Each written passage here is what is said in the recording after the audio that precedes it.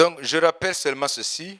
Shaka kwibutsa bino Pendant le millénium, mu gihe cy'ikinyagihumbi il y aura deux catégories de gens. hazabaho ibyiciro bibiri bikuru by'abantu. Il y aura des gens qui seront encore dans des corps mortels, Hazaba hari abantu bakiri mu mubiri ubasha gupfa, mais ils seront très peu ariko au début du millénium. bazaba ari bake cyane ingoma y'ikinyagihumbi ya Kristo igitangira, Parce qu'Ésaïe 13, 11, 13 dit, kubera ko Yesaya 13:11 kugeza kuri 13 haravuga. qu'est-ce qui nous dit que Jésus commencera le millénium avec des hommes encore mortels, mais très peu, en très peu, Niki rero kitubwira un ko petit nombre. Yesu azatangira ingoma y'ikinyagihumbi n'abantu bashobora gupfa ariko ari bake cyane. Ésaïe 13, 11, 13, vite, vite. Yesaya 13:11-13. nzahana ab'isi mbahora ibyo bakoze bibi n'abanyabyaha nzabahana mbahora gukiranirwa kwabo, nzamaraho ubwibone bw'abibone n'agasuzuguro k'abanyagitinyiro nzagacisha bugufi, nzatubya abantu babe ingume kurusha izahabu nziza, ndetse umuntu azaba ingume arushe izahabu nziza ya Ofiri. Amen. Voilà, ça c'est le verset biblique Iyo ni icyanditswe cyo muri Bibiliya qui montre que le monde, igaragaza ko isi au début du millénium, ku ntangiriro z'ikinyagihumbi cya Kristo sera peuplé de très peu d'habitants sur toute la planète. isi izaba ituwe n'abantu bake cyane À cause des fléaux kubera ibiza que Dieu va répandre sur terre, Imana izasuka ku isi, qu'on appelle le jugement des nations, byitwa urubanza rw'amahanga, et aussi la grande tribulation à la fin du règne de l'Antichrist. n'itotezwa rikomeye ku iherezo ry'ingoma ya Antikristo. Autre chose, Ikindi kintu, c'est la deuxième catégorie des gens qui vont être présents durant le millénium. Ce sont des hommes dans des corps immortels. ikindi cyiciro gikuru kizaba kiri ku ngoma y'ikinyagihumbi ya Kristo ni abantu bazaba bari mu mubiri udapfa. Ça veut dire, la Bible les appelle tous les saints. Bibiliya ibita abera bose. L'Éternel reviendra avec tous ces saints. Uwiteka azagarukana n'abera be bose. Mais tous ces saints, il y a plusieurs groupes. Ariko muri abo bera be bose harimo amatsinda. Le premier groupe, c'est l'Église, l'épouse. Itsinda rya mbere ni itorero, umugeni wa Kristo. Donc la trompette va sonner. Nyuma yaho impanda izavuga, Les morts en Christ résisteront premièrement. abapfuye muri Kristo bazabanza bazuke. Notez bien les morts en Christ. Mu byumve neza, abapfuye muri Kristo, Pas en dehors de Christ. apana hanze ya Kristo, Ils résisteront premièrement. bazabanza bazuke. En un clin d'œil, Mu kanya nk'ako guhumbya, nous aussi qui croyons en Jésus, natwe twizera Kristo nous serons transformés. tuzahindurwa. Et ensemble, Twese hamwe, avec les ressuscités le Seigneur, hamwe n'abazutse, nous allons à la rencontre du Seigneur dans les airs. tuzasanganira umwami mu kirere. Et nous allons aller maintenant dans les noces de l'agneau. Hanyuma tujye mu bukwe bw'umwana w'intama. Alors nous allons y rester l'équivalent de cette année terrestre. Aho rero tuzahamara imyaka 7 nk'iyo kuri ino si, Et nous allons revenir ici. tuzagaruka ku isi. Ça, c'est le premier groupe parmi les saints. Aho ni itsinda rya mbere muri ba bera bose. Le deuxième groupe, Itsinda rya kabiri ce sont les saints de l'Ancien Testament. ni abera bo mu isezerano rya kera, Les Abraham et les autres. ba Aburahamu n'abandi. Et aussi, Nabo parce qu'ils vont ressusciter. kuko bazazuka. Quand ça, Ryari ils vont ressusciter bazazuka pour régner avec Jésus. kugira ngo bimane na Yesu. Ils vont régner avec Jésus. Bazimana na Yesu. Mais ils vont ressusciter Ariko bo bazazuka pour participer kugira ngo à nabo cette joie céleste baze muri uwo munezero wo mu ijuru de l'épouse avec l'époux. mu gihe cy'ubukwe bw'umwana w'intama. Vous allez le comprendre quand je vais vous parler de différentes résurrections. Muraza kubyumva nintangira kubabwira ku buryo butandukanye bw'umuzuko. Donc vous comprenez? Murabyumva? Parmi les saints, il y a l'église épouse ressuscitée, enlevée, transformée. Mubera bose harimo itsinda ry'itorero, itorero rya Kristo, umugeni wa Kristo. Il y a aussi les saints harimo n'abera de l'ancienne alliance. bo mu isezerano rya kera. Tous s'appellent saints. Abo bose bitwa abera. Ils vont participer au règne de Jésus-Christ. Nabo bazaba bahari mu ngoma ya Yesu Kristo. Amen. Amen. Mais la Bible différencie ces groupes. Ariko Bibiliya itandukanye mu matsinda. Nous sommes appelés, la Bible nous appelle l'église épouse. Twebwe Bibiliya twita itorero umugeni wa Kristo. Alors que les saints de l'Ancien Testament, Nyamara abera bo mu isezerano rya kera, la Bible les appelle les amis de l'époux. Bibiliya ibita inshuti z'umukwe. Jean 3, 29, Yohana 3:29 Jacques 2, 23. na Yakobo 2:23. uwo umugeni asanga niwe mukwe, kandi umuranga iyo ahagaze iruhande rw'umukwe mwumva anezeza ijwi rye. None uwo munezero wanjye mwinshi cyane urasohoye. Amen. En français, on dit l'ami de l'époux, ce n'est pas l'époux. Donc Jean, il dit que lui, il est l'ami de l'époux. Yohana avuga ko we ari inshuti y'umukwe. Nicyo cyatumye ibyanditswe bisohora bya bindi bivuga ngo Aburahamu yizeye Imana bimuhaniriza no gukiranuka, yitwa inshuti y'Imana. Amen. Voilà. Abraham est appelé ami de Dieu. Aburahamu yiswe inshuti y'Imana. Jean-Baptiste, c'est l'ami de l'époux. Yohana umubatiza ni inshuti y'umukwe. Ça veut dire l'ami de Jésus. Ni ukuvuga ngo ni inshuti ya Yesu. Les deux symbolisent les saints de l'ancienne alliance. Abo babiri bahagarariye abera bo mu isezerano rya kera. Alors, continuons. Dukomeze.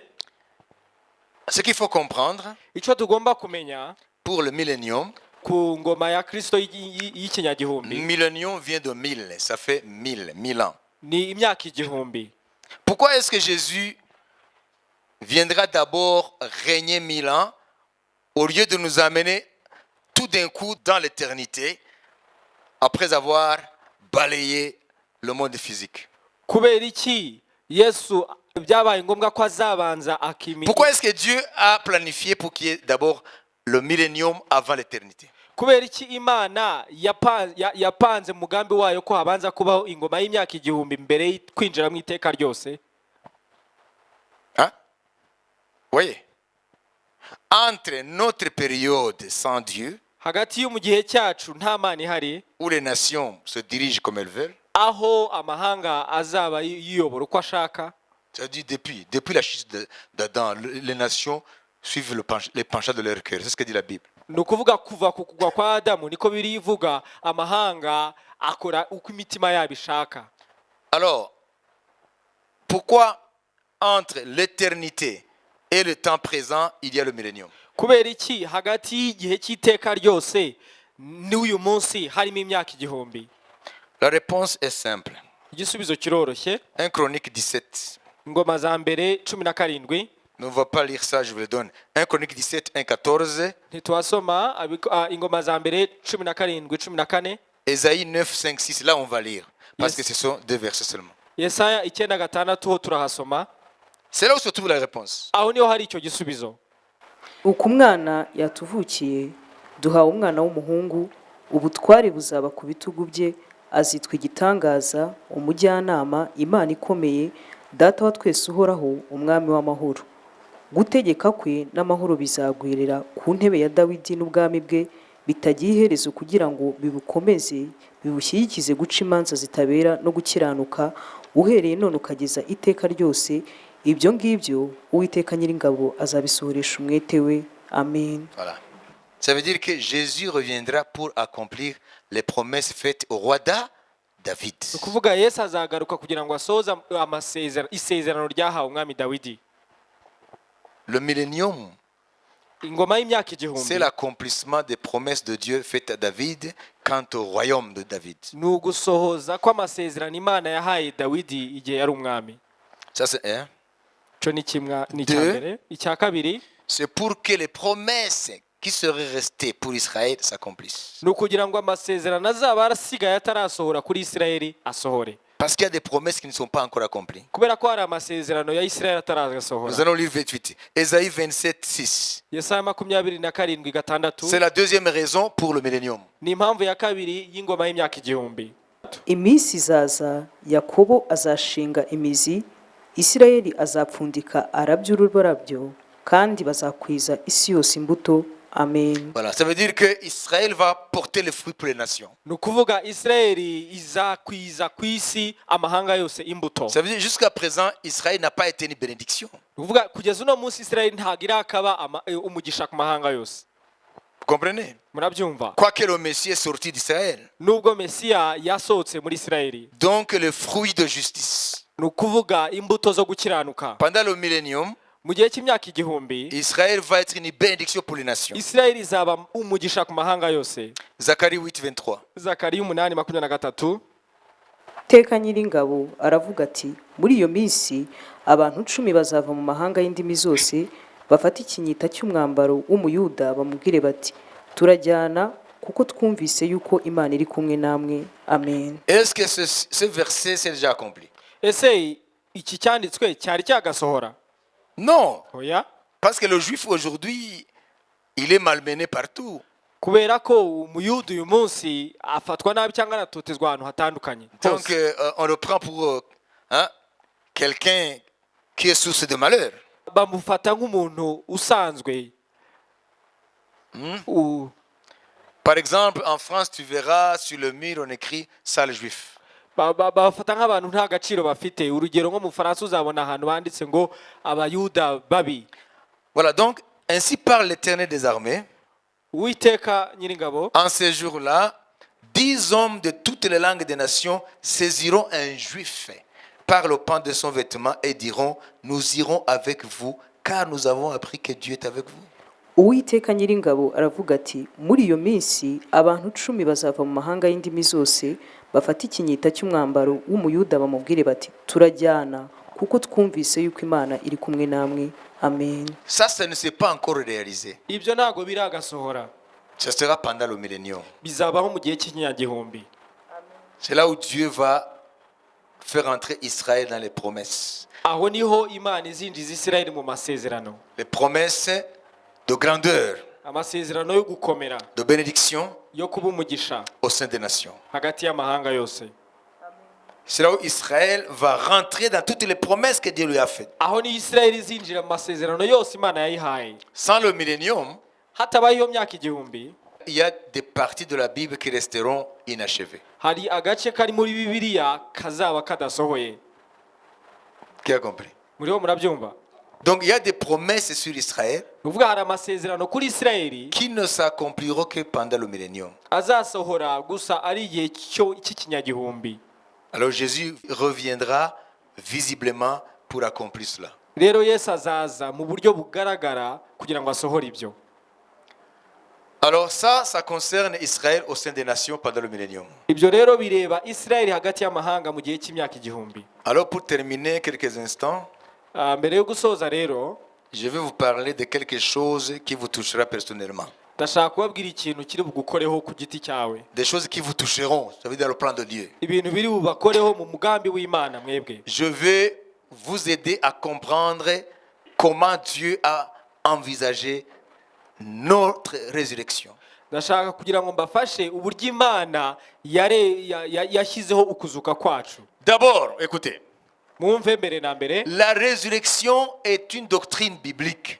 ukuzuka ni inyigisho za Bibiliya. L'homme, umuntu du fait qu'il est constitué d'esprit et d'âme, kuba agizwe n'umwuka n'ubugingo, lorsque son corps physique meurt, igihe umubiri we ufatika upfuye, il y a une résurrection qui l'attend. hari umuzuko uba umutegereje. Quel qu'il soit, uko waba uri kose tu ressusciteras. uzazuka. Comprenez? muriho murabyumva? Donc la résurrection, c'est un fait. ni ukuvuga umuzuka cyo ni ikintu gihari, Ça sera un fait historique. kizaba ari ikintu, ni ikintu gihari cyane, Tu kizaba es mu né, mateka. waravutse Tu mourras uzapfa et tu ressusciteras. kandi uzazuka. Ça, il ne faut pas aller philosopher là-dessus. ibyo nta mpamvu yo kubishakiramo ubundi bwenge. Tu ressusciteras. uzazuka. Tous les gens que tu connais qui sont morts, abantu bose uzi bapfuye ils ressusciteront. bazazuka. Mais ce n'est pas là le problème. ariko aho siho hari ikibazo. C'est ce que je vais vous dire pour terminer. nibyo nshaka gusorezaho. ressusciter, on ressuscitera. kuzuka tuzazuka. Pourquoi? Kubera iki? Parce que nous avons en nous quelque chose d'immortel. Kuko muri twebwe dufite ikintu kidapfa. Le fait que l'homme soit créé avec une entité spirituelle, Kuba umuntu yararemwe afite igice cy'umwuka kimugize, c'est qu'il ressuscitera après sa mort. nuko azazuka nyuma y'urupfu rwe. Alors, pourquoi ressusciter? Kubera iki umuzuko? Voilà la question alors. Ni kibazo. Vous voyez ton chien, ton chat, ta poule, Murabona imbwa yawe, injangwe yawe cyangwa inkoko yawe, après leur mort, iyo zimaze gupfa mais c'est fini. biba birangiye. Pourquoi est-ce que le chien ne ressuscite pas? Kubera iki imbwa itazuka? Parce que Dieu ne lui a pas donné l'esprit. Kubera ko Imana itayihaye umwuka. Et parce qu'il n'a pas l'esprit, Kubera ko idafite umwuka rero il ne va pas ressusciter. ntabwo izazuka. Et parce qu'il ne va pas ressusciter, Kubera ko itazazuka il n'aura pas de compte à rendre. nta bintu byo gusobanura izaba ifite. S'il t'a mangé le mollet, Niba yarakuriye impfundiko,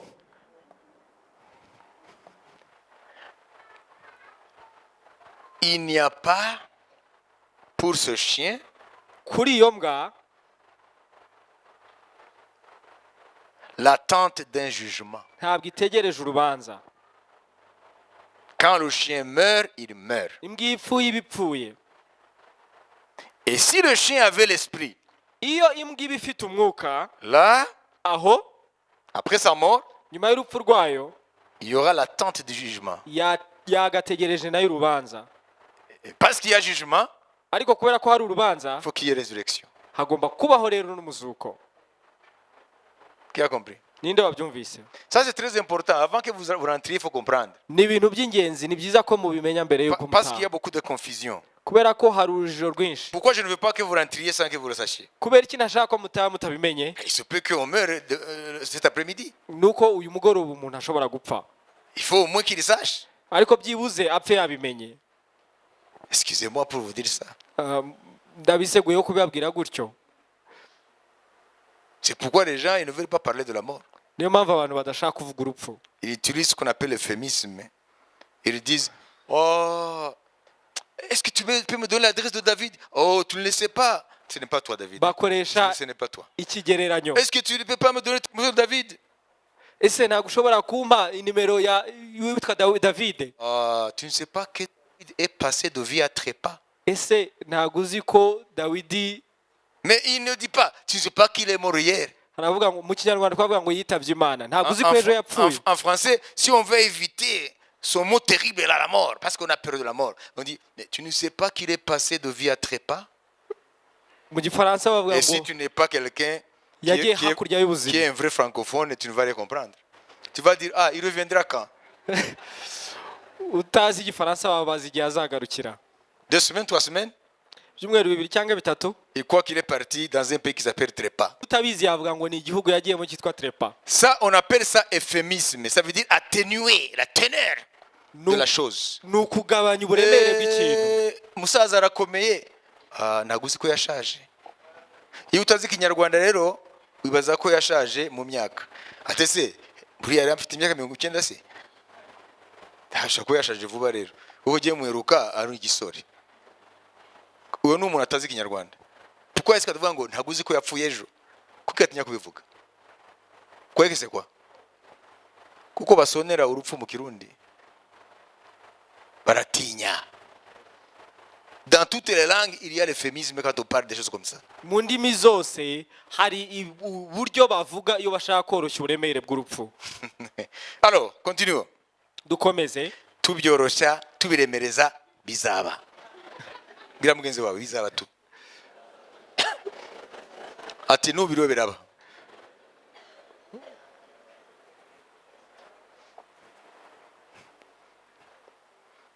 None se kubera iki nari uruhinja rukamba kambo y'umusinga umeze gutya?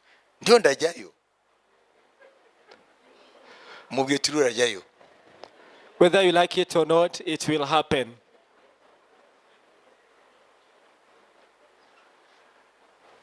Abantu nibaza impamvu bari impinja.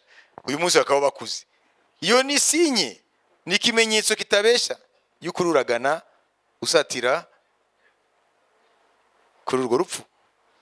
If you were a child, now you've grown up, it's a sign that you are heading towards that death. Parce que nous sommes faits de cellules. Kuko dukozwe n'uturemangingo Des cellules qui naissent. kandi C'est turavuka. ça le propre de la biologie. Bio, ça veut dire vie. Ça veut dire quoi? Ça veut dire nous sommes faits de cellules Ni ukuvuga tugizwe vivantes. n'uturemangingo tuzima. Alors, les cellules vivantes, Rero uturemangingo tuzima ou des molécules vivantes, cyangwa se ibitugize bizana ubuzima, le propre des cellules, uko uturemangingo Vivantes. tumeze utu tuyengamangingo c'est tuzima la naissance, ni ukuvuka, la croissance, ugukura, le vieillissement ugusaza et la mort. no gupfa. Donc, les cellules naissent, Uturemangingo turavuka, croissent, tugakura, vieillissent tugasaza, et meurent. tugapfa. Ça, c'est la vie biologique. Uko niko ubuzima bw'umuntu bumeze.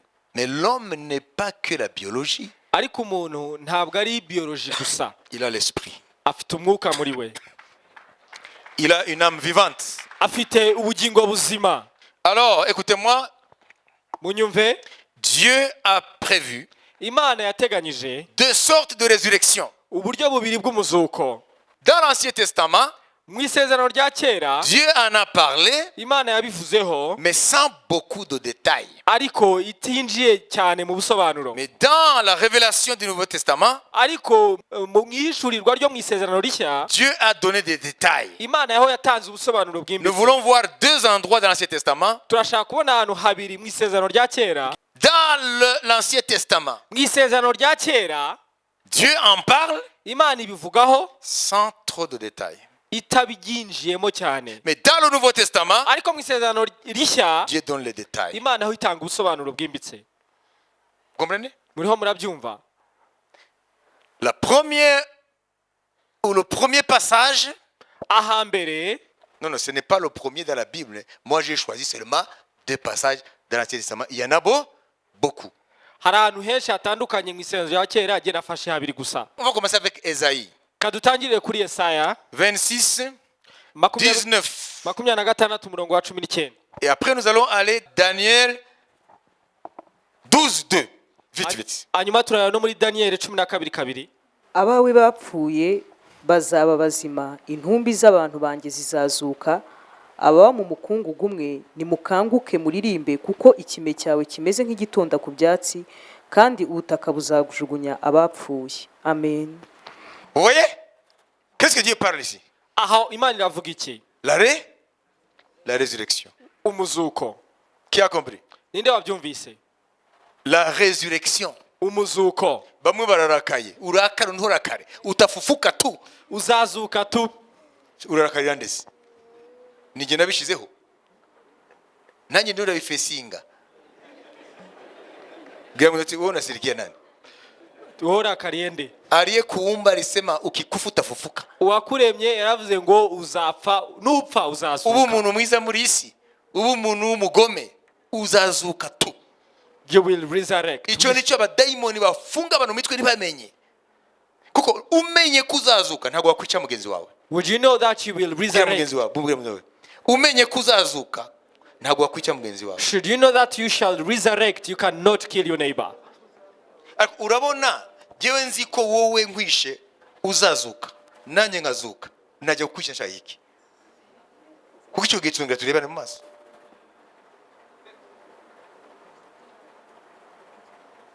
Murabyumva? Izi nyigisho ni za muhimu. Ni iz'ingenzi. Umuntu yicundi ko ntabwo azi umuntu icyo ari cyo.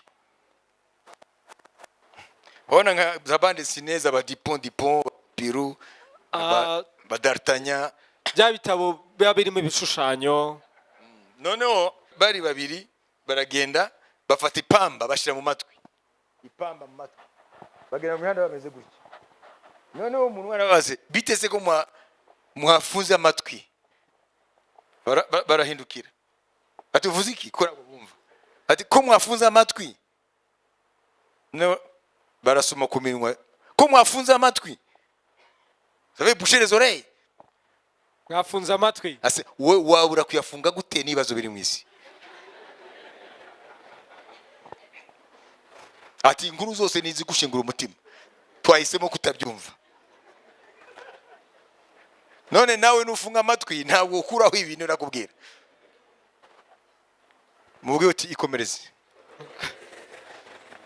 Bwana kubariki. Imana iguhe umugisha. Et quand on parle de la résurrection, ça ramène tous les hommes au dénominateur commun. Iyo tuvuga umuzuko abantu bose bibazana ku kigero kimwe. Les forts, les faibles. Abanyembaraga n'abanyanye. Les riches, les pauvres. Abakire n'abakene. Les dirigeants, les dirigés. Abayobozi n'abayoborwa. Tout le monde. Bose. Quand on parle de la résurrection, iyo bavuga umuzuko dénominateur commun. baza ku rwego rumwe. Vous avez compris? Mwabyumvise? Alors, Dieu a parlé de la résurrection dans beaucoup de passages dans la Bible, Imana rero yavuze umuzuko ahantu hatandukanye muri Bibiliya. dans Job et ailleurs. Muri Yobu n'ahandi. Mais j'ai pris deux exemples dans l'Ancien Testament. Le premier, nous l'avons déjà vu, n'est-ce pas? Aha mbere tumaze Dans kubona ni muri Esaïe. Yesaya. Maintenant, Daniel 12, 2. Noneho reka turebe Daniel 12:2. kandi benshi bo muri bo bazaba barasinziriye mu gitaka bazakanguka, bamwe bazakangukira ubugingo buhoraho, abandi bazakangukira gukorwa n'isoni no gusuzugurwa iteka ryose. Amen. Voilà, ici, l'Esprit de Dieu ajoute un autre détail. Aha umwuka w'Imana yongeyeho ikindi kintu. Vous voyez la Bible? Murabona Bibiliya De la Genèse à l'Apocalypse, kuva mu itangiriro kugeza mu byahishuwe c'est comme un petit ruisseau qui sort d'un rocher. ni nk'akagezi gasohoka mu rutare. Voyez la source. Murabona isoko. Lorsque vous remontez, hein, vous remontez le courant d'eau, un fleuve ou une rivière, jusqu'à la source. Iyo ukurikiye umugezi ukageza aho isoko yawo, Il n'y a pas beaucoup de torrents puissants. ntabwo wasanga amazi menshi. Ça sort doucement. Ni akantu kaba ari gatoya gasohoka Mais k'amazi. après 1 kilomètre, 2 kilomètres, 10 kilomètres, Ariko ibirometero 2, 3, 10 ça devient un courant d'eau puissant. bihinduka umugezi ukomeye w'amazi. Donc la révélation de la Bible, Rero ishurirwa rya Bibiliya depuis la Genèse et l'Apocalypse, uhereye mu itangiriro kugeza mu byahishuwe c'est comme un ruisseau, ni nk'akagezi, mais tout au long de la Bible, ariko uko ugenda ukurikira Bibiliya ce ruisseau devient une rivière, karagenda kagahinduka umugezi, et après ça va devenir un fleuve, hanyuma kagahinduka uruzi, et après un fleuve tellement puissant. hanyuma uruzi rukomeye Et on l'appelle le fleuve de la révélation. bakahita barwita uruzi rw'ihishurirwa. Qui a compris? Ninde wabyumvise? Alors, vous voyez Esaïe, Murabona Yesaya il dit que la terre va redonner vie à ceux qui dorment dans la poussière. havuze ngo ubutaka buzagarura abari muri bwo. Et Daniel ajoute quelque chose. Hanyuma Daniel we yongeyeho ikindi kintu. Il spécifie qu'il y aura deux catégories de résurrection. Asobanuye ko hazaba hari uburyo bubiri bwo kuzuka. Les uns resteront pour la vie Bamwe éternelle, bazazukira ubugingo buhoraho, les autres pour la honte, la mort éternelle. abandi bazazukira gukorwa n'isoni n'urupfu rw'iteka ryose. Il s'arrête là. Agarukiraho.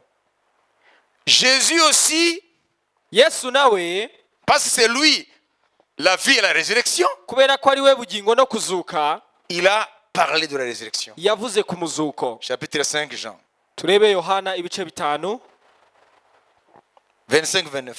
25 kugeza kuri 29. Mais jusque-là, il y a des détails qui manquent. Kugeza aho hari ubusobanuro butaratangwa. Ni ukuri ndababwira yuko igihe kije ndetse kirasohoye ubwo abapfa bumva kandi bazumva ijwi ry'umwana w'Imana, n'abaryumvise bazaba bazima. Kuko nk'uko data afite ubugingo muri we, niko yabuhaye umwana ngo abugire nawe, kandi yamuhaye ubutware bwo guca amateka kuko ari umwana w'umuntu.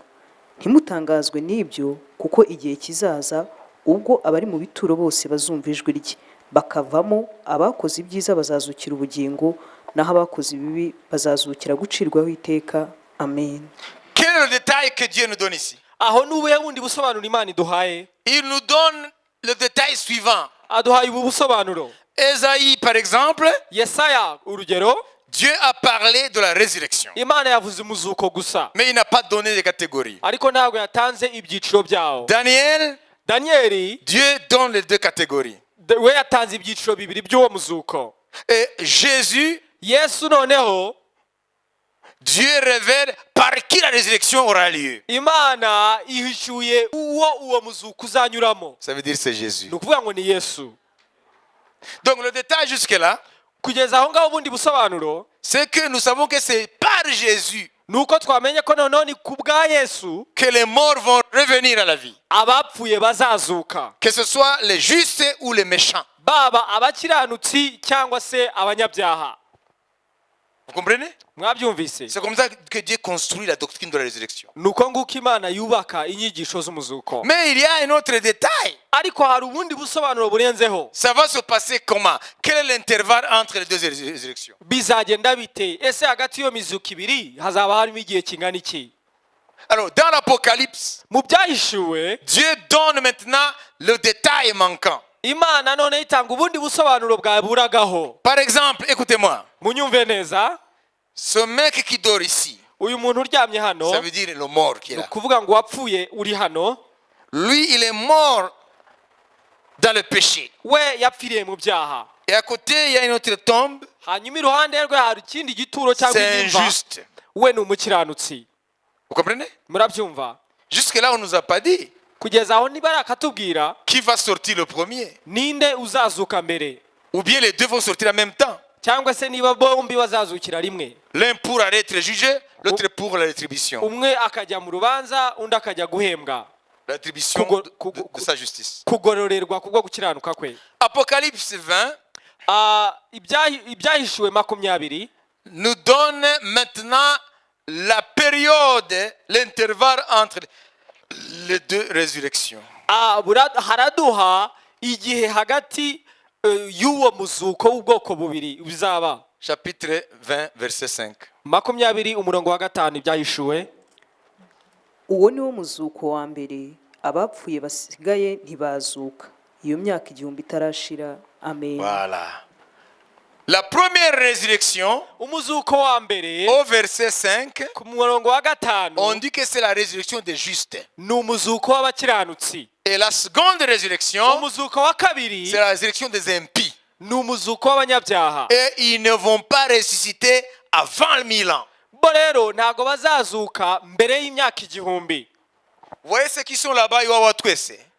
Si cette tombe c'est pour un juste, l'autre c'est pour un injuste. niba iyi mva ari iy'umukiranutsi indi ari iy'umunyabyaha, Et si la trompette sonne aujourd'hui, uyu munsi imana iramutse ivuze le juste va ressusciter, umukiranutsi yazuka, l'autre va rester là ariko undi we yahasigara pendant 1000 ans.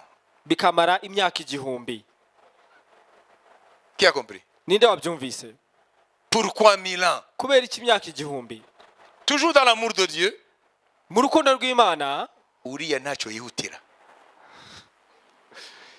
Kamuze ati Uriya ntacyo yihutira. Kubera yuko azavanwaho ajugunywa mu ruta tazima. None agire gute abategereje. Vuga muti abatamporije. Sasa ukikufa leo haya nayo yanakusubiri. upfuye none ibi bibi nibyo bigutegereje. Faut pas jouer. nta mpamvu yo gukina. Imiryango yose yapfuye yacu n'abasogokuru n'abandi bose ibi nibyo bitegereje. Mwe murakina mwebwe. Lis le verset 5 là. Et puis tu reprends le 6. 5 na 6. uwo ni wo muzuko wa mbere, abapfuye basigaye ntibazuka iyo myaka igihumbi itarashira. ufite umugabane wo kuzuka kwa mbere arahirwa, kandi nuwera urupfu rwa kabiri ntirubasha kugira icyo rumutwara abameze batyo, ahubwo bazaba batambyi b'Imana na Kristo, bazimana nayo imyaka igihumbi. Amen. Tout le monde dit Amen. Amen. Amen. Amen. Vous voyez? mwabibonye? La première résurrection, umuzuko wa mbere c'est la résurrection des justes. ni umuzuko w'abakiranutsi. Ce sont ceux qui vont régner avec Christ, abo nibo bazimana na Kristo, les sacrificateurs du Dieu très haut. abatambyi bisumba byose. Vous avez compris? mwabyumvise? Alors, C'est pas fini. ntago birarangira. La résurrection, Umuzuko on peut écrire des livres et des livres dessus. umuntu yakwandikaho ibitabo n'ibitabo. Ce n'est pas fini. Ntago birakarangira. Dans la première résurrection, Mu muzuko wa mbere il y a des étapes. naho harimo ibyiciro. Il y a des étapes. Naho harimo ibyiciro. Vous avez compris? Nabyumvise. Donc retenez que la première résurrection, c'est la résurrection des justes. Rero mufate ko umuzuko wa mbere ni umuzuko w'abakiranutsi. La deuxième résurrection, c'est la résurrection des impies. Wa kabiri ni uw'abanyabyaha. Amen. Amen. Alors, les étapes de la première résurrection. Rero ibyiciro by'umuzuko wa mbere. Premièrement, Icya mbere, Christ Kristo a été les prémices de la première résurrection. niwe muganura w'umuzuko wa mbere. Yani Bwana Yesu amefungua ufufuo wa kwanza. Uvuga ngo Yesu, umwami Yesu yabimburiye umuzuko wa mbere. Yabimburiye ukuzuka kw'abakiranutsi. Ça, il faut mentionner ça.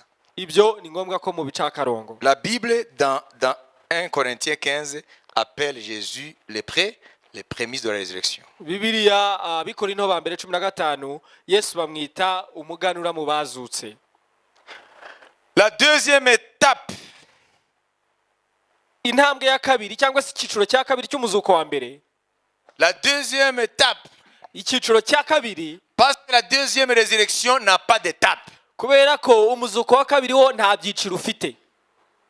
Vous avez compris? Mwabyumvise? Ils vont sortir de la tombe, Bo bazasohoka mu bituro byabo de nouveau tripartite, esprit, âme et corps.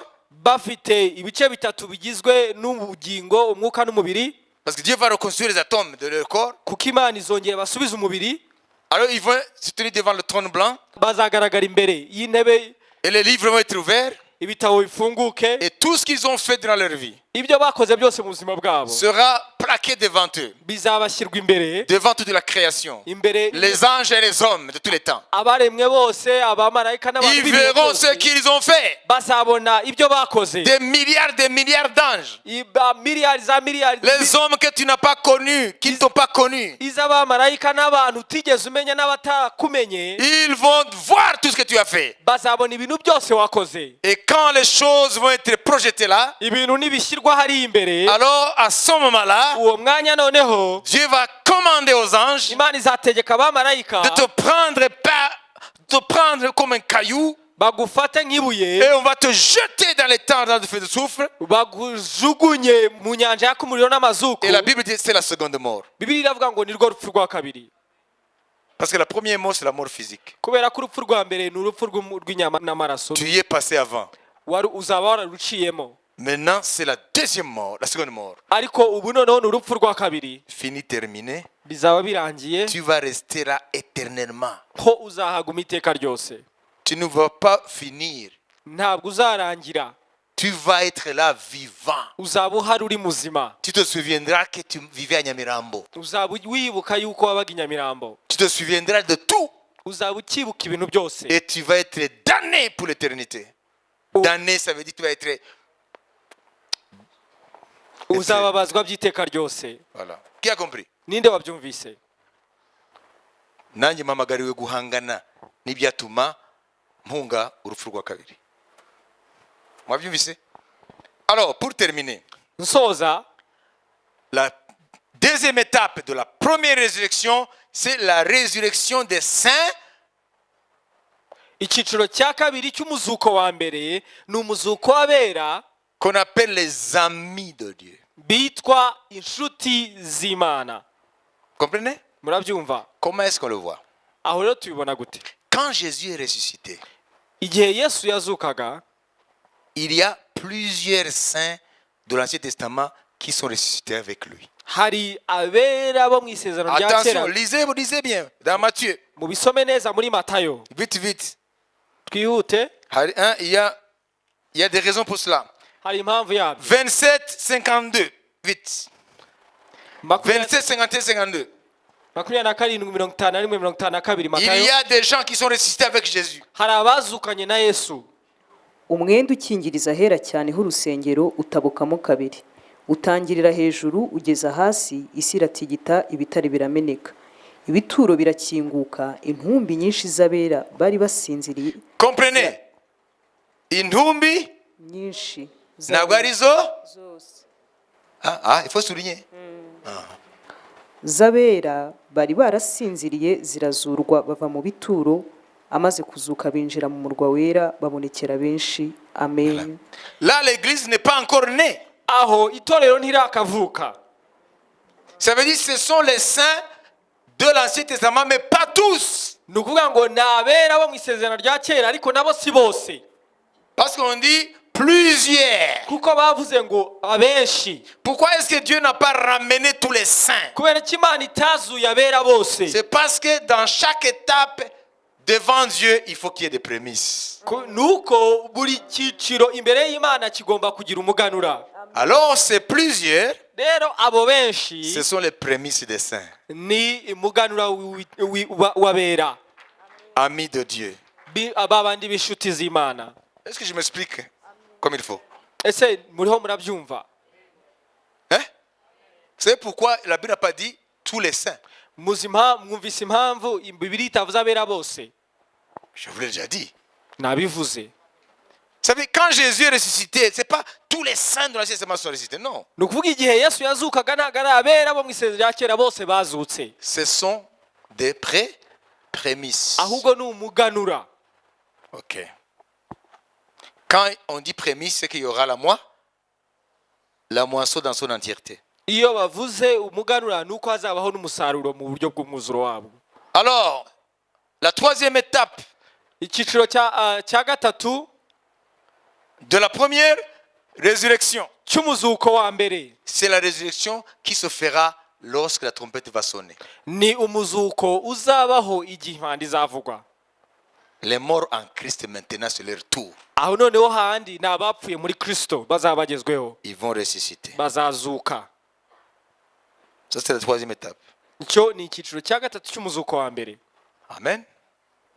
Jusque-là, vous comprenez? muriho murabyumva kugeza aho? Si tu meurs aujourd'hui, toi, enfant de Dieu, upfuye uno munsi we mwana w'imana, tu vas t'attendre à ressusciter à la troisième étape. uzaba utegereje umuzuko wa mbere ku cyiciro cya gatatu. Vous avez compris? mwabyumvise? Uzajya ubimenya nuramuka upfuye Yesu ataraza, wowe uzazuka kuri etape ya gatatu. Uzajya ugenda mu mujyi w'ibizi nuramuka upfuye ku mpamvu zitandukanye, wowe nimba uri muri Kristo uzazuka muri etape ya gatatu. Genda ubibwire n'abandi.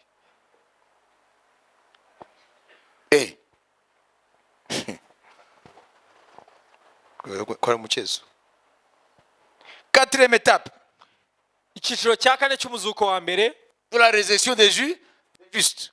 umuzuko w'abera. Tout ça, ça s'appelle la première résurrection. aho hose ni ibyiciro bigize umuzuko wa mbere. Vous avez compris? muriho murabyumva? Ce sera la résurrection de deux témoins. bizaba ari umuzuko w'abahamya babiri. Apocalypse 11. ni ibyahishuwe 11. On ne va pas lire ça. 11. ntabwo turi basome ibyahishuwe 11. Moïse et Élie, mose na eliya ils reviendront. bazagaruka, N'est-ce pas? sibyo? Ils vont exercer le ministère pendant 3 ans et demi. bazakora umurimo mu gihe cy'imyaka 3 n'igice. Et la bête va les tuer. ya nyamaswa izabica, N'est-ce pas? sibyo? Leur cadavre va rester sur la grande route de Jérusalem pendant 3 jours et demi. imirambo yabo izaguma mu muhanda i yerusalemu mu gihe kingana 3 jours et demi. iminsi 3 n'igice. Et après, la voix va les appeler. hanyuma ijwi rizabahamagara. Cette voix-là qui avait appelé les saints rya jwi ryahamagaye abera de l'église, bo mu itorero qu'on appelle les enfants de Dieu. bitwa abana b'imana, N'est-ce pas? sibyo? Qu'est-ce que Jésus a dit Yesu yavuze dans Jean iki? 5 là? yohana 5 L'heure vient ngo igihe kirageze où les morts aho qui abapfuye sont dans les sépulcres bari mu bituro entendront la voix du Fils de Dieu. bazumva ijwi ry'umwana w'imana. Les uns résisteront pour la vie éternelle bamwe bazazukira ubugingo buhoraho, et les autres pour la honte et la mort éternelle. abandi bazazukira isoni, gukorwa n'isoni n'urupfu rw'iteka. Et quand Jésus va revenir prendre l'église igihe yesu azagaruka gutora itorero avec la trompette, hamwe n'impanda, et l'archange qui va sonner la trompette. marayika ukomeye uzavuza impanda. Jésus, il va sonner la trompette, l'ange, Marayika azavuza impanda, et Jésus va crier, Yesu arangurure, mes morts, abapfuye banjye, vous qui dormez mwebwe musinziriye dans l'espérance, mu byiringiro, l'heure est venue. igihe kirageze, J'accomplis la promesse. nsohoje isezerano. Je vous ai dit durant votre vie Narabibabwiye mu buzima que c'est bwanyu, moi la résurrection et la vie. nijye kuzuka n'ubugingo. Celui qui croit en moi Unyizera wese vivra, azabaho quand bien même il serait mort. naho yaba yarapfuye. C'est moi la résurrection et la vie. Nijye kuzuka n'ubugingo. Celui qui vit et croit en moi Unyizera ne mourra jamais. ntabwo azigera apfa, Et celui qui croit en moi kandi unyizera vivra, azabaho quand bien même il serait mort. naho yaba yarapfuye. Alors toi qui es mort en Christ, wowe wapfiriye muri Kristo, reviens à la vie. ngwino mu bugingo. Et les morts en Christ, Abapfuye muri Kristo, par cette voix du Seigneur, ku bw'iryo jwi ry'umwami, ils vont ressusciter. bazazuka. Ça, c'est la voix qui va appeler bientôt. Iryo ni ijwi rigiye guhamagara. Et cette même voix Iryo jwi nyine appellera les deux témoins. niryo rizahamagara b'abahamya babiri. I'm telling you, ibi bintu ukwiye kubishyiraho umutima wawe. Kuko birababaje kubona uzafesinga ikintu Imana ikubwira ariko ntubyiteho. Abapfuye uyu munsi bari bazi ibi bintu. Uzajya mu muzuko wa kabiri. Baracyo Imana imubwira ngo iyaba yararetse kuvuka. Niko Imana ivuga. C'est Dieu qui le dit lui-même. Ni Imana ibivuga. Ngo uwo muntu ngo yapfuma areka kuvuka. Ariko malheureusement ntabwo duhitamo kuvuka. Wayibizi? Kuko iyo uvutse c'est fini. Ntabwo uzongera kuvaho. Niyo mpamvu mbere yo kubyara muzaje mwitekereza. Iyo uvutse ntuzongera ushira. C'est dangereux. Iyo uvutse ntuzongera gushira. Uzabaho iteka ryose, haba mu kaga haba mu byishimo. Faut réfléchir. Ugomba kubitekerezaho. Ntabwo dushobora kwivanaho. Ntumva ni ikibazo. Niyo twe urwana intambara kugira ngo tube muzuko wa mbere. Bitabaye bityo ngo bibaye byiza iyo tutabaho. Malheureusement personne n'a choisi de naître. Kibabaje nuko nta wahisemo kubaho. Apocalypse 11 Byahishwe 11 verset 7 jusqu'au verset 12. Vite. karindwi 12. kandi nibarangiza guhamya kwabo, Donc les deux témoins. B'abahamya babiri. inyamaswa izazamuka ivuye ikuzimu irwane nabo ibanesha ibice. Intumbi zabo zizarambarara mu nzira nyabagendwa yo mu mudugudu munini ari wo witwa Isodomu no muri Egiputa mu mvugo y'umwuka, ari naho umwami wabo yabambwe. Aho ni Yerusalemu. Nuko abo mu moko no mu miryango n'indimi n'amahanga bazamara iminsi 3 n'igice bareba intumbi zabo. Ntibazazikundira guhambwa mu mva, abari mu isi bazishima hejuru bazikina ku mibyimba banezerwe, boherezanya impano kuko abo bahanuzi bombi bababazaga abari mu isi. Iyo minsi 3 n'igice ishize, umwuka w'ubugingo uva ku Mana winjira muri bo, bahera ko barahaguruka, ubwoba bwinshi butera ababibonye. Bumva ijwi rirenga rivugira mu ijuru rirababwira ati nimuzamuke muze hano. Nuko bazamukira mu gicu bajya mu ijuru abanzi babo babireba. Amen. Voilà, et ils entendirent du ciel une voix qui leur disait montez ici. Cette voix-là, c'est la même voix qui appelle ou qui va appeler ceux de la 3e étape de la première résurrection. Iryo jwi nyine ni naryo jwi rizahamagara abo mu cyiciro cya gatatu cy'umuzuko. Ça veut dire nous autres. Nuvuga twebwe. Donc c'est la voix de Jésus Ni ijwi rya Yesu qui va appeler même Moïse et Élie tués à cette époque-là. rizahamagara Mose na Eliya bazaba barishwe muri icyo gihe. En fait, la dernière étape et puis nous partons. Hanyuma icyiciro cya nyuma rero C'est la résurrection, ni umuzuko. la première résurrection dans l'étape qui aura lieu lorsque Jésus reviendra pour régner pendant les 1000 ans. Ni umuzuko uzabaho igihe Yesu azagaruka kwima ingoma y'imyaka 1000. Avant qu'il touche ses pieds sur terre. terre, mbere y'uko akandagiza ibirenge bye kuri ino si il y aura une autre étape de résurrection. hazabaho ikindi cyiciro cy'umuzuko. Lisons vite. Katwihute Apocalypse 20. byahishuwe 20 Amen. Verset 4. umurongo wa 4. mbona intebe z'ubwami, mbona bazicaraho bahabwa ubucamanza, kandi mbona imyuka y'abaciwe ibihanga babahora guhamya kwa Yesu n'ijambo ry'Imana, ari bo bataramije ya nyamaswa cyangwa igishushanyo cyayo, kandi batashyizweho ikimenyetso cyayo, barazuka bimana na Kristo imyaka 1000. Amen. Vous voyez?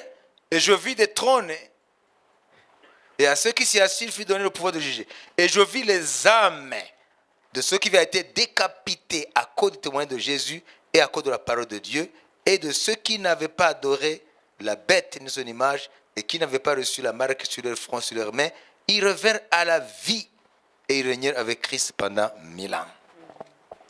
mbona intebe z'ubwami, mbona bazicaraho bahabwa ubucamanza, kandi mbona imyuka y'abaciwe ibihanga babahora guhamya kwa Yesu n'ijambo ry'Imana, ari bo bataramije ya nyamaswa cyangwa igishushanyo cyayo, kandi batashyizweho ikimenyetso cyayo, barazuka bimana na Kristo imyaka 1000. Amen. Ça veut dire que ceux qui auront droit à cette étape de la première résurrection, uvuga bazaba bafite uburenganzira ku muzuko wa mbere w'icyiciro cya mbere lors de la venue de Jésus pour régner, bakuri icyo cyiciro cy'igihe Yesu azaba agarutse kwima ingoma, ce sont les saints de la période de la grande tribulation. ni abera bo mu gihe cy'itotezwa. Vous comprenez? Murabyumva? Et les saints qui n'ont pas accepté d'adorer la bête, qui ont accepté d'être martyrisés. Abera bazaba baranze kuramya cyangwa se gusenga ya nyamaswa, Qui ont payé de leur sang. bakabigura ikiguzi cy'amaraso yabo Ce n'est bakicwa. pas que c'est leur sang qui les rachète, Ntabwo ari amaraso yabo abacunguye, mais ils vont être décapités à cause de leur témoignage. ahubwo bazicwa kubera guhamya kwabo. C'est toujours le sang de Jésus qui rachète. Ni amaraso ya Yesu acungura. C'est en vertu de leur foi qui a fait qu'ils acceptent de mourir au lieu d'adorer autre chose que Dieu. Ni kubwo kwizera kwabo bazemera gupfa aho kugira ngo basenge indi mana. Alors ils auront droit au règne du millénium. Rero abo nabo bazaba bafite uburenganzira ku ngoma De régner y'imyaka avec 1000, Jésus. yo kwimana na Yesu, Régner avec nous. yo kwimana hamwe natwe. Mais écoutez pour terminer. Ariko mwumve, Même s'ils vont ressusciter pour régner avec Jésus, nubwo bazazuka kugira ngo bimane na Yesu, mais ils ont perdu les noces de l'agneau. bazaba baratakaje ubukwe bw'umwana w'intama. Tu as compris? Ninde wabyumvise? Tu vas dire, mais tant mieux. Uzavuga ngo byibuze nabyo. Et moi je dirais avec toi, tant mieux. Nanjye navuga ati nibe nabyo. Mais Dieu aimerait que tu participes aux noces de l'agneau. Ariko Imana irashaka ko nawe uba mu bukwe bw'umwana w'intama, Que tu sois l'épouse. ube umugeni. Alors aujourd'hui, nous arrêtons là. Uyu munsi rero turasoreza aha. Au moins tu as compris quelque chose sur la résurrection. Byibuze hari icyo wasobanukiye ku muzuko. Amen. Amen. Donc la première résurrection a des étapes, n'est-ce pas? Umuzuko wa mbere ufite ibyiciro, sibyo? Mais la deuxième résurrection Ariko umuzuko wa kabiri se fera en une seule fois et une seule fois pour toutes. uzabaho inshuro umwe burundu. Pour être devant le trône blanc. Lisons d'abord ce qui se passera lorsque la deuxième résurrection aura lieu. Dans le chapitre 20, versets 11 à 15. Et puis on va fermer nos Bibles et nous allons remercier le Seigneur. Ibyahishuwe 20, 10, 11 et 15. 11 kugera kuri 15 tugiye kureba ikizaba ku muzuko wa kabiri. mbona intebe y'ubwami nini yera, mbona niyicayeho, isi n'ijuru bihunga mu maso hayo, ahabyo ntihaba hakiboneka. Mbona abapfuye, abakomeye n'aboroheje bahagaze imbere y'iyo ntebe, nuko ibitabo birabumburwa, kandi n'ikindi gitabo kirabumburwa, aricyo gitabo cy'ubugingo.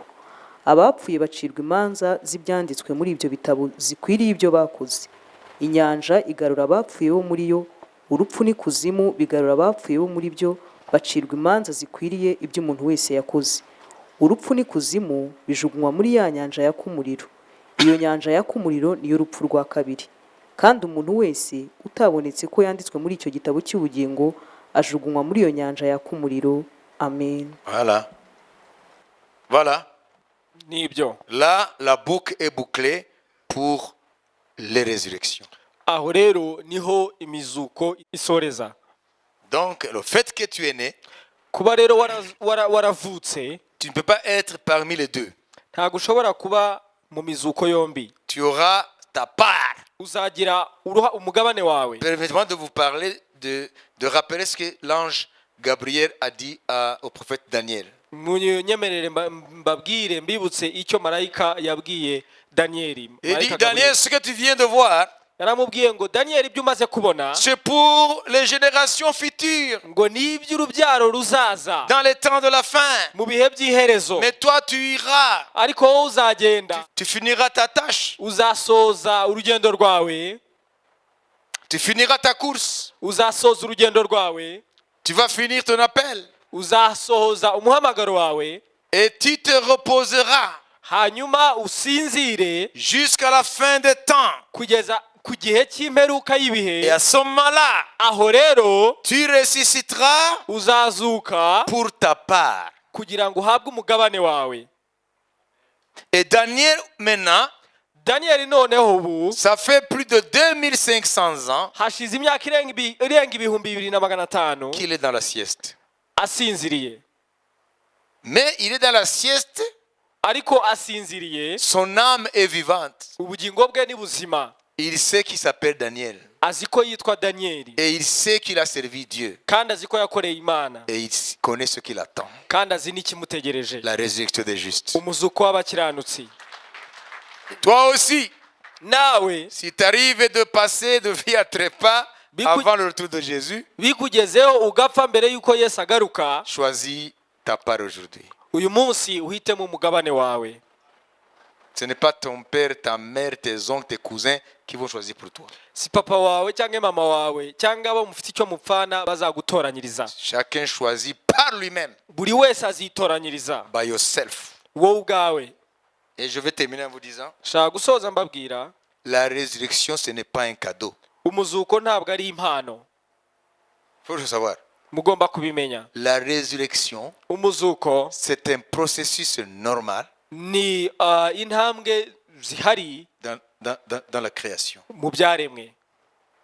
C'est un processus normal. Ni ikintu gihari mu byaremwe. Ça veut dire seulement, Ni ukuvuga il revient à tout un chacun ni ibya buri wese de choisir sa part. guhitamo umugabane we. Tu veux ressusciter Urashaka kuzuka, de quel côté?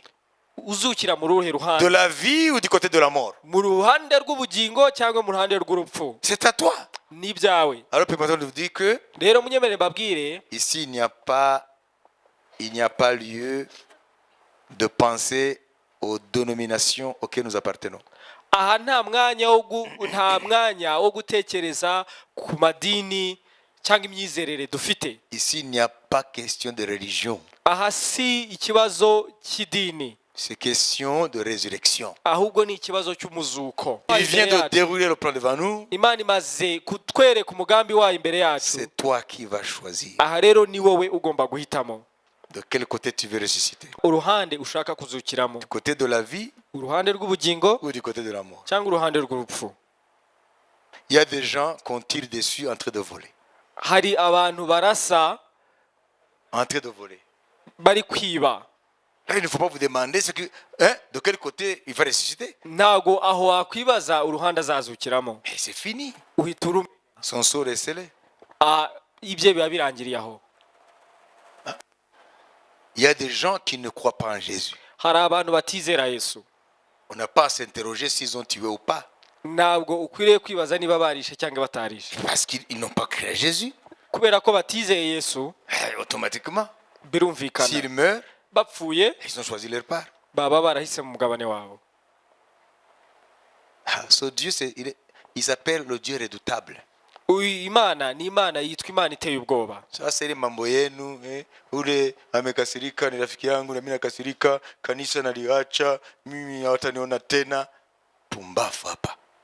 Wawundi rero kaje ngo none mvuye mu rusengero ntabazongera kumbona, ubwo n'ubupfapfa. Ton âme vaut plus que tout. Ubugingo bwawe bufite agaciro kurusha ibindi bintu byose. Vaut plus que les amitiés. Biruta ubushuti ugirana n'abandi. ton âme vaut plus que tout. ubugingo bwawe burusha agaciro ibindi byose. Bwana yangu hapendi tena mimi niende kuomba sasa bya Yesu nabitoka. Umugabo wanjye ntakunda kujya gusenga. Ngira ndengere urugo rwanjye urengere urukiwowe. Abari wa twese hari abadamu hari nta magoro bafite. Bayasigiye ndi. Bayasigiye ndi. Hari ibintu by'ubucucu abantu bibaza imbere y'ijambo ry'Imana. C'est clair. Rien ne vaut la résurrection. Nta na kimwe kinganya agaciro n'umuzuko. No mu buzima bwawe no munsi uzajya wibaza kuzuka. Bizaje bigufasha kumenya ibyo uhitamo. Murabyumva? Ibi ndabisubiramo nubwo wandasa.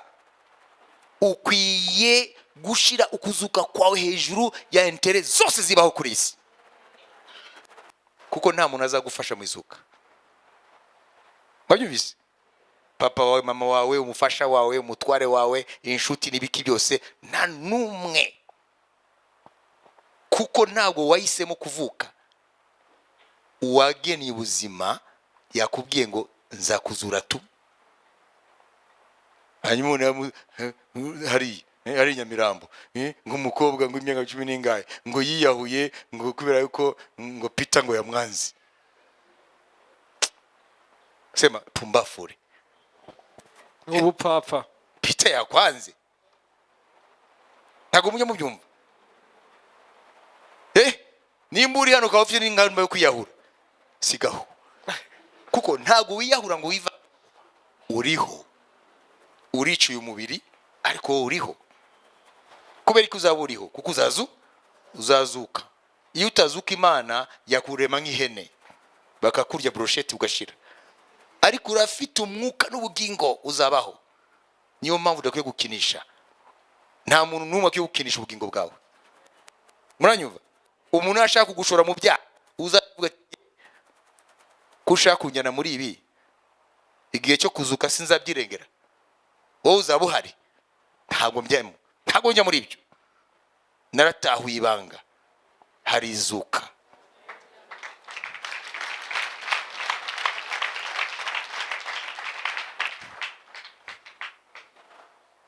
When it comes to this matter of resurrection, iyo ari ibyerekeye iki ngiki cyo kuzuka, there is no game.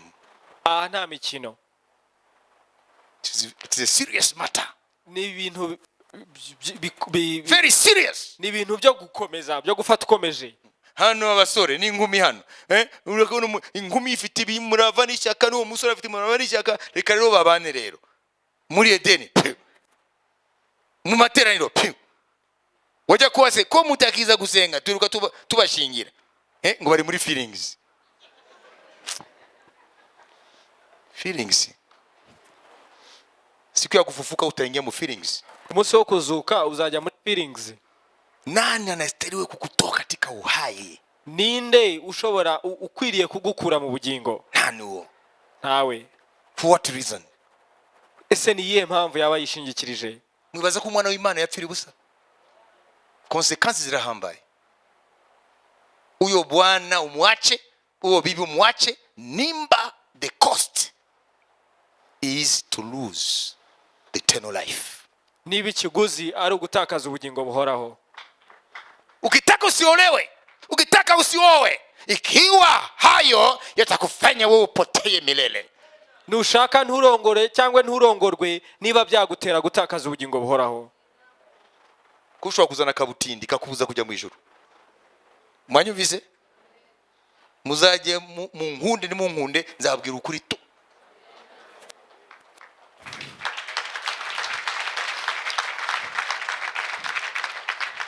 Iyo kabutindi nishaka irorere. Ariko nzaje mu ijuru. Mwanyumvise? Hano ngo amashuti ngo yarakariye ku itorero ngo nawe urarakaye. Pumbavu hapa. Ninde wewe azagutabara muri resurrection? It's a matter of resurrection. Nukuzuka. For your soul. Nukuzuka kubugingo bwawe. Na baba yako na mama yako. Tureke abo mujya gushakana mwana kuzi. Kwanza wowe iyo ugwa mu muriro ukiri uruhinja ugutwi ukagenda n'izuru ruhande rumwe yari kugukunda wowe. Kuko abantu bakunda amatwi n'amazuru.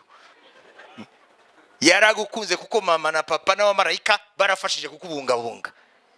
Hanyuma iyo mana yakurinze akakubona ukuze, hanyuma ngo ngo sheri ngo byakuomba mimi nabitoka ngo nagupenda.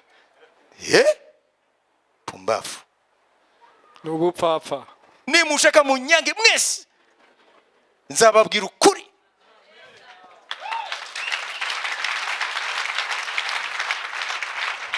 Niyo mpamvu abasore bamwe bajya bazi ngo Apotre François ngo arakaze, reka nkaze kwanza siyakasirika sema na bado munacheza mukinisha ibidakinishwa. Wakuhonja gato ugaruke ugende hariya upfe, ugende hariya wa twese niba urugaruke hano. Urazi ko yagenda ishyaka ry'Imana